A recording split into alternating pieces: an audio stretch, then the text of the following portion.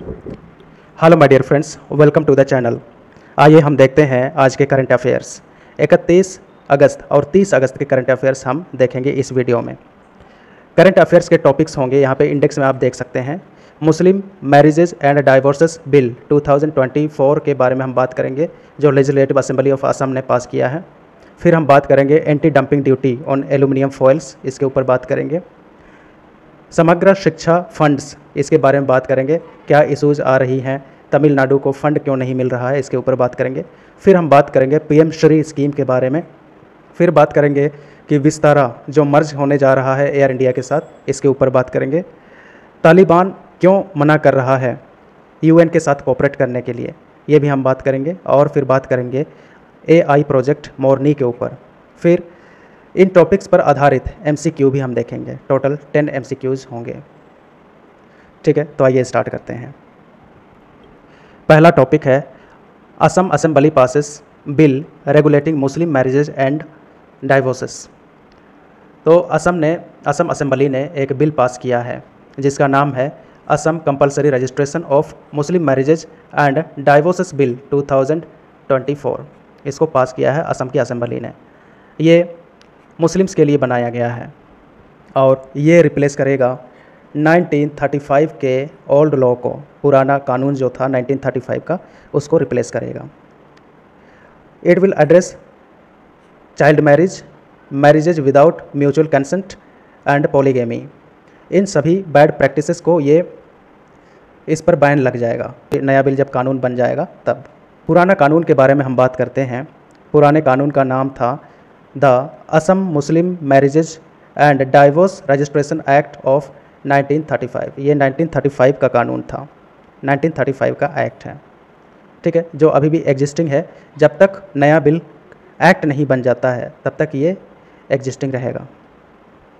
पुराने कानून में बहुत सारे हार्मफुल प्रैक्टिसेस थे, जैसे ये अलाउ करता था चाइल्ड मैरिजेज को, और इंटेंडिंग कपल के बीच कोई म्यूचुअल कंसेंट की रिक्वायरमेंट नहीं थी। पुराने कानून में फोर्सफुली मैरिज किया जा सकता था।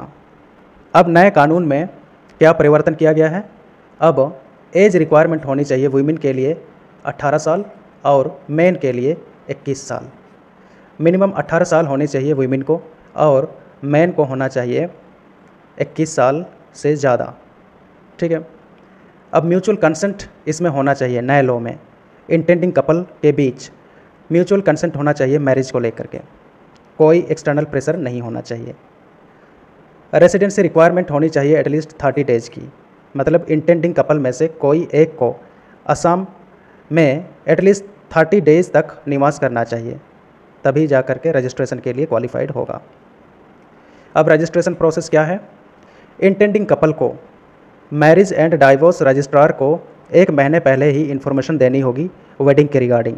दोनों अगर शादी करना चाहते हैं तो उनको मैरिज एंड डाइवोर्स रजिस्ट्रार को 1 मंथ पहले ही सूचना देनी पड़ेगी, शादी से 1 महीने पहले सूचना देनी पड़ेगी। ठीक है, ये 1 महीना क्यों रखा गया है? 30 डे वेटिंग पीरियड। इसमें मैरिज एंड डाइवोर्स रजिस्ट्रार ये चेक करेगा कि दोनों यानी इंटेंडिंग कपल रिक्वायरमेंट पूरी कर रहे हैं कि नहीं है न्यू लॉ के अकॉर्डिंग, यानी दोनों की एज न्यू लॉ के अकॉर्डिंग है कि नहीं है। मैन के रिगार्डिंग ये 21 साल पूरे कर रहा है कि नहीं। वुमेन के रिगार्डिंग 18 साल, मिनिमम 18 साल होने चाहिए। ठीक है, एज रिक्वायरमेंट पूरी कर रहे हैं कि नहीं ये देखा जाएगा। और फिर बहुत सारी चीज़ें देखी जाएंगी, दोनों के बीच म्यूचुअल कंसेंट है कि नहीं है, परस्पर सहमति है कि नहीं है, इस चीज़ को भी देखा जाएगा। और अगर कोई ऑब्जेक्शन नहीं होता है, सारे क्राइटेरियाज पूरे कर लेते हैं ये कपल, तो कपल की मैरिज हो जाएगी। ठीक है, रजिस्ट्रेशन हो जाएगा। लेकिन अगर कोई ऑब्जेक्शन आ जाता है, कोई ऑब्जेक्शन दोनों इंटेंडिंग कपल के बीच में अगर कोई ऑब्जेक्शन आता है, तो फिर इसकी report child marriage protection officer को दे दी जाएगी। ठीक है, और चाइल्ड मैरिज प्रोटेक्शन ऑफिसर इस इंटेंडिंग कपल के ऊपर एक्शन लेगा और रजिस्ट्रेशन नहीं हो पाएगा। अब आगे बात करते हैं हम। DGTR recommends anti dumping duty on aluminium foils imported from China. DGTR ने रिकमेंड किया है मिनिस्ट्री ऑफ फाइनेंस को कि आप चाइना से इंपोर्ट हो रहे एल्युमिनियम फॉइल्स के ऊपर एंटी डंपिंग ड्यूटी लगाओ। पूरा कॉन्टेक्स्ट क्या है? कॉन्टेक्स्ट ये है, DGTR यानी directorate general of trade remedies, DGTR, इसने रेकमेंड किया है एंटी डंपिंग ड्यूटी लगाने के लिए एल्युमिनियम फॉइल्स के ऊपर जो चाइना से इंपोर्ट किए जा रहे हैं। ठीक है, क्योंकि चाइना से इंपोर्टेड एल्युमिनियम फॉइल्स ने 30% ऑफ इंडियन मार्केट को कवर कर लिया है। ठीक है, जबकि डोमेस्टिक इंडस्ट्रीज़ भी एल्युमिनियम फॉइल बनाने में ये कैपेबल हैं और ये डोमेस्टिक कैपेसिटी सफिशिएंट है, फिर भी चाइना से इंपोर्ट किया जा रहा है। तो इसीलिए DGTR ने मिनिस्ट्री ऑफ फाइनेंस से रिक्वेस्ट किया है कि आप एंटी डंपिंग ड्यूटी लगाओ एल्युमिनियम फॉइल्स जो इंपोर्टेड फ्रॉम चाइना है उसके ऊपर। अब ये स्टेप क्यों लिया जा रहा है? DGTR ने क्यों रिकमेंड किया? क्योंकि हिंडाल्को ने क्वेरी की थी चाइना से इतना एल्युमिनियम फॉइल क्यों इंपोर्ट किया जा रहा है जब domestic industries aluminium foil production करने में काफ़ी कैपेबल हैं। DGTR ने रिकमेंड किया है कि $619 से लेकर के $873 पर टन इम्पोज किया जाना चाहिए aluminium foils imported from China के ऊपर। अब कौन इम्पोज करता है? इम्पोज करने का डिसीजन कौन लेता है? एंटी डंपिंग ड्यूटीज़ इम्पोज करने की जिम्मेदारी होती है मिनिस्ट्री ऑफ फाइनेंस की। मिनिस्ट्री ऑफ फाइनेंस डिसाइड करता है कि एंटी डंपिंग ड्यूटी लगानी है या नहीं लगानी है कोई भी इंपोर्टेड गुड पर। एल्युमिनियम फॉइल का यूज़ किस किस चीज़ में होता है? ये कई चीज़ों में एल्युमिनियम फॉइल्स का यूज़ होता है। फॉर एग्जांपल, पैकिंग मटेरियल्स के रूप में एल्युमिनियम फॉइल का यूज़ होता है। एडिबल और फूड प्रोडक्ट्स को कंजर्व और प्रिजर्व करने के लिए पैकेजिंग मटेरियल के रूप में यूज़ होता है एल्युमिनियम फॉइल का। स्टोर एंड ट्रांसपोर्ट मेडिकेशंस के लिए भी यूज़ होता है एल्युमिनियम फॉइल्स का, क्योंकि ये प्रोटेक्ट करता है against light, moisture, gases and jams. Medicine को ये प्रोटेक्ट करता है। बेकिंग सरफेस को भी कवर करने में यूज़ होता है एल्युमिनियम फॉइल का। पैन्स और ग्रिल गेट्स को स्क्रब करने में भी यूज़ होता है एल्युमिनियम फॉइल्स का। ग्रिल से और पैन से स्टेन्स हटाने के लिए, रेसिड्यूज़ को रिमूव करने के लिए यूज़ होता है एल्युमिनियम फॉइल्स का। अगला टॉपिक है, Tamil Nadu has to sign MOU to get Samagra Shiksha fund. Tamil Nadu को MOU पर साइन करना पड़ेगा अगर समग्र शिक्षा फंड के अंतर्गत जो अमाउंट रिलीज़ किया जाता है वो चाहिए तो। ठीक है, तो पूरा कॉन्टेक्स्ट देखते हैं। तमिलनाडु के CM हैं MK स्टालिन। इन्होंने प्राइम मिनिस्टर नरेंद्र मोदी को एक चिट्ठी लिखी और कहा समग्र शिक्षा स्कीम के अंदर जो फंड रिलीज़ करते हैं वो तमिलनाडु को रिलीज़ करो जल्दी से जल्दी फॉर फाइनेंशियल ईयर 2024-25। इसके रिस्पॉन्स में union education minister Dharmendra Pradhan ने तमिलनाडु से कहा कि PM श्री के ऊपर MOU साइन करना पड़ेगा तमिलनाडु को, क्योंकि ये टर्म एंड कंडीशन है। जब तक आप PM श्री स्कीम के ऊपर MOU साइन नहीं करोगे मिनिस्ट्री ऑफ एजुकेशन के साथ, तब तक समग्र शिक्षा स्कीम के अंदर फंड नहीं जारी किया जाएगा। फाइनेंशियल ईयर 2024-25 में तमिलनाडु के लिए 4,305.66 करोड़ रुपए अप्रूव किया गया है सेंट्रल गवर्नमेंट के द्वारा, क्योंकि तमिलनाडु ने PM श्री पर MOU हस्ताक्षर करने के लिए अपनी विलिंगनेस दी थी, अपनी इच्छा व्यक्त की थी 2024-25 में।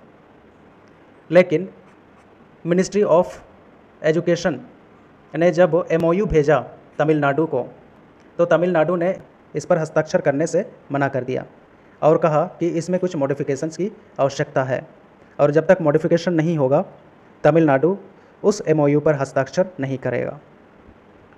ठीक है, इसलिए जब तक तमिलनाडु इस MOU पर साइन नहीं करेगा तब तक समग्र शिक्षा स्कीम के अंदर फंड जारी नहीं किया जाएगा। बाकी स्टेट्स को जारी कर दिया गया है, लेकिन तमिलनाडु को अभी तक इसीलिए जारी नहीं किया गया है क्योंकि ये MOU साइन नहीं कर रहा है मिनिस्ट्री ऑफ एजुकेशन के साथ। पहले MOU करना पड़ेगा मिनिस्ट्री ऑफ एजुकेशन के साथ, इसी के बाद फंड जारी किया जाएगा। पीएम श्री क्या है? What is PM Shri scheme? PM Shri scheme का फुल फॉर्म है, पीएम श्री का फुल फॉर्म है PM schools for rising India. PM stands for prime minister या प्रधानमंत्री। इसको लॉन्च किया गया था सितंबर 2022 में और इसका एम क्या है? To develop more than 14,500 selected schools. 14,500 से ज़्यादा स्कूल्स को एग्जाम्पलर स्कूल के रूप में डेवलप किया जाएगा।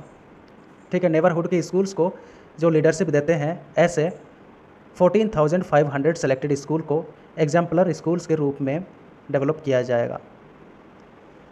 और ये NEP यानी नेशनल एजुकेशन पॉलिसी 2020 का भी एक इनिशिएटिव है।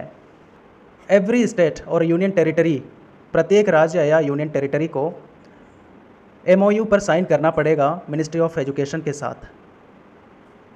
ठीक है, ये पीएम श्री स्कीम का एक कंडीशन है।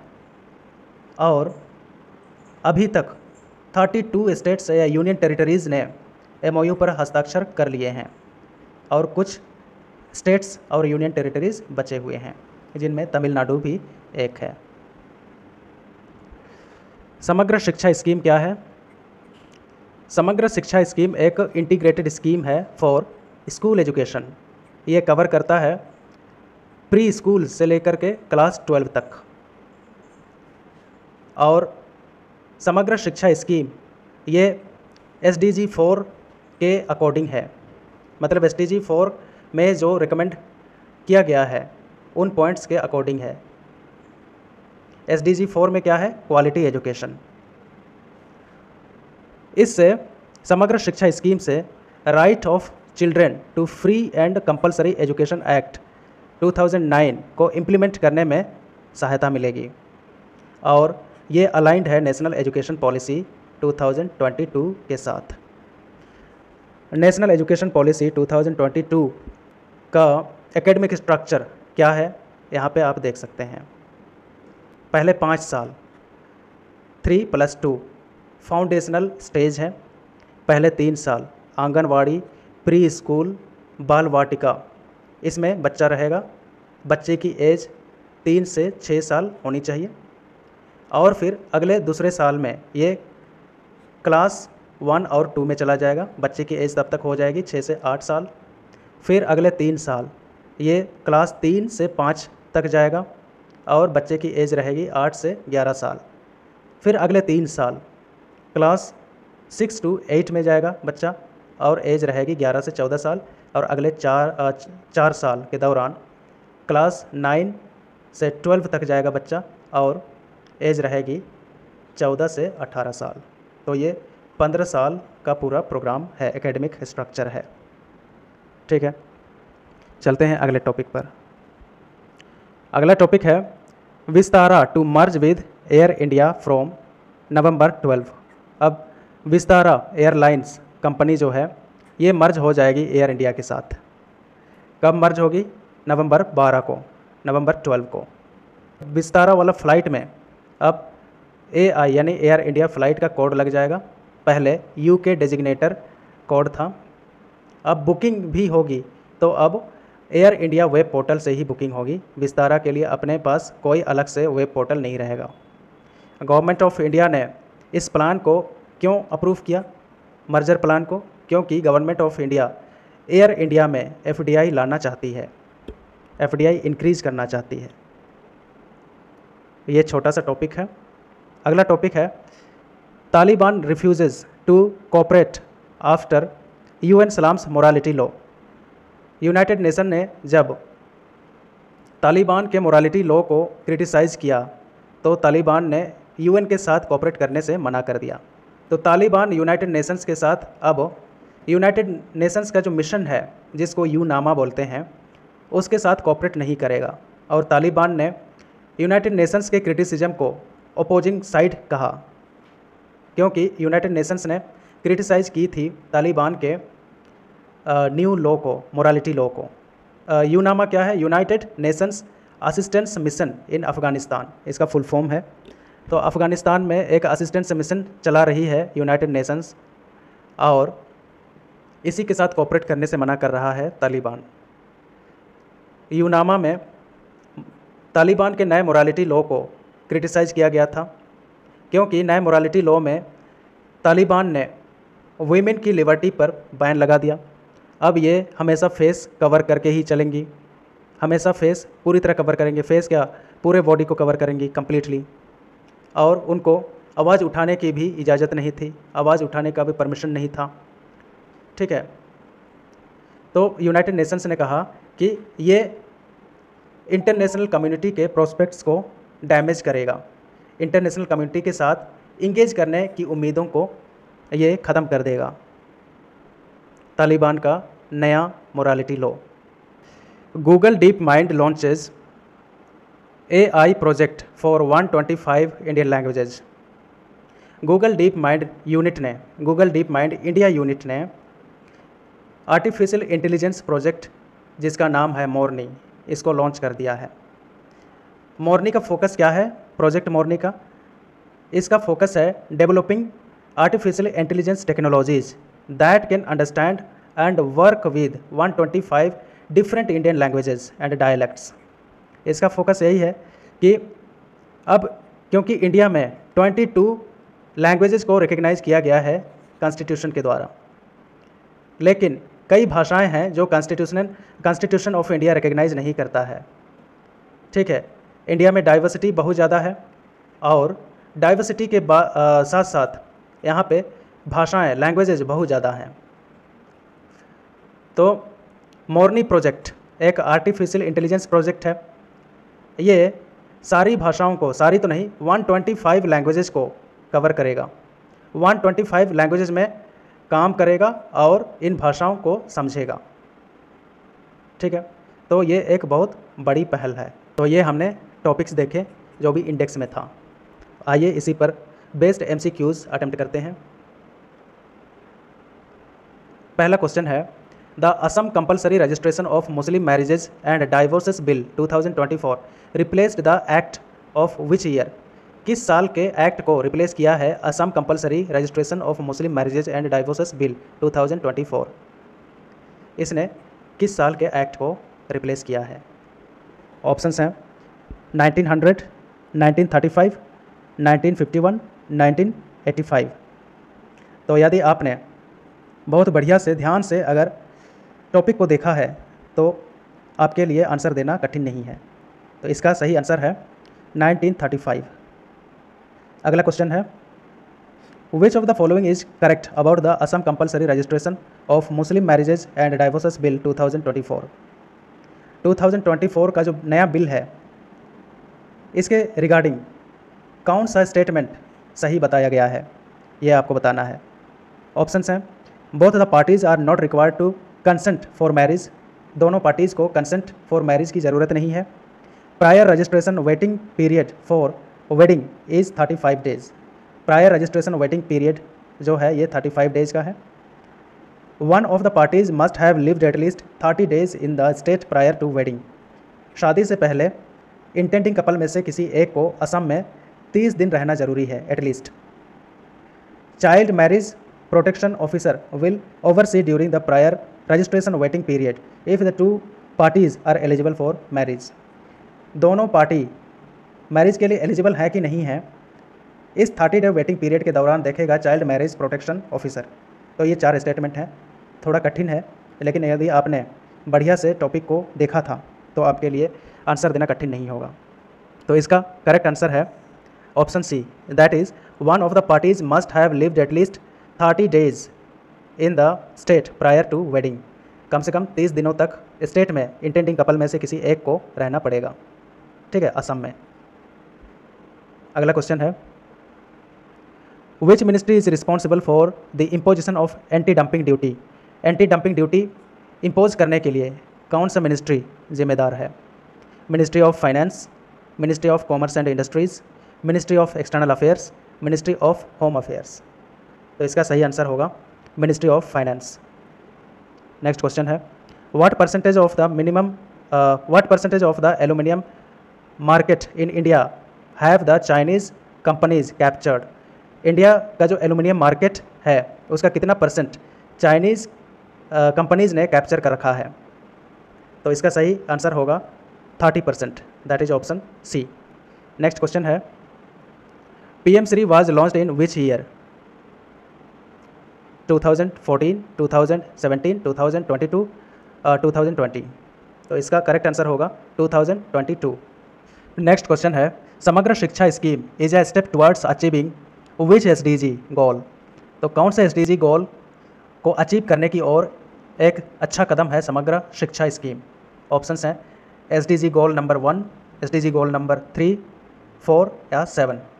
तो इसका सही आंसर है SDG गोल नंबर 4, जिसमें क्वालिटी ऑफ एजुकेशन के बारे में है। अगला क्वेश्चन है, airline company Vistara will be merged with which of the following? तो एयरलाइन कंपनी जो है विस्तारा, तो विस्तारा को किस कंपनी के साथ मर्ज किया जाएगा?